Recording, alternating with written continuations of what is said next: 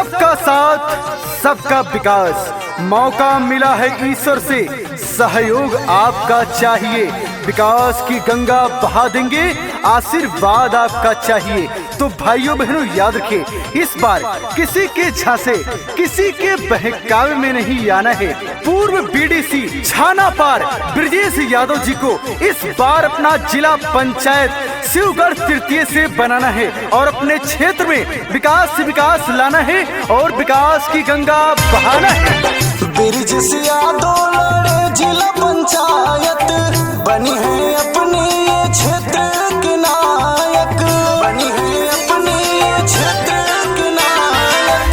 ब्रजेश यादव लड़े जिला पंचायत, बनी है ये शिवगढ़ के नायक। मांगता रे वोट घूम घूम पूरा गौवा में, मांगता रे वोट घूम घूम पूरा गौवा में। चाची अब की जीता चुनौवा में, ब्रजेश यादव के अब की चुनौवा में। ब्रजेश यादव जी का वादा है, अगर वो जिला पंचायत क्षेत्र शिवगढ़ तृतीय से जिला पंचायत बनते हैं तो हर सरकारी सुविधा मुहैया कराएंगे, क्षेत्र को इतना सुंदर, इतना स्वच्छ बनाएंगे, जिले में टॉप पे लेकर के आएंगे।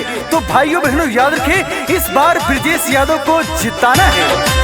बेरोजगारन के मिली रोजगार हो, शिवगढ़ तृतीय में आई खूब सुधार हो, शिवगढ़ तृतीय में आई खूब सुधार हो। बेरोजगारन के मिली रोजगार हो, शिवगढ़ तृतीय में आई खूब सुधार हो, शिवगढ़ तृतीय में आई खूब सुधार हो।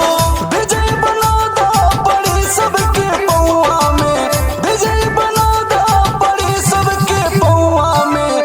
चाची जिताई दिया अब की चुनौवा में, ब्रजेश यादव के अब की चुनौवा में। दादा ने ठाना है, दादी ने ठाना है, माताओं ने ठाना है, बहनों ने ठाना है, इस बार भूल नहीं जाना है।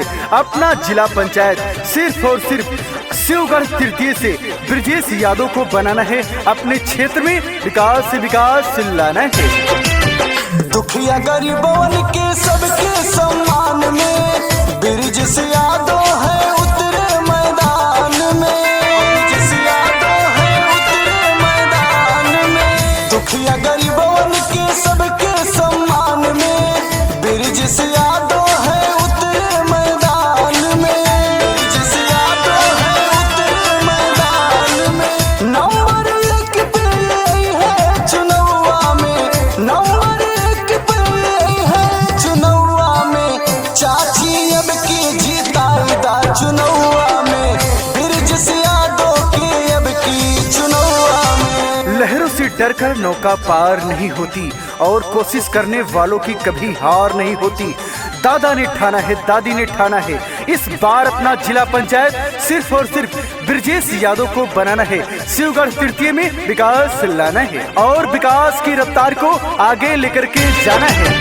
आप करेंगे समर्थन हमारा, हम लेके आएंगे परिवर्तन सारा, हम लेके आएंगे परिवर्तन सारा।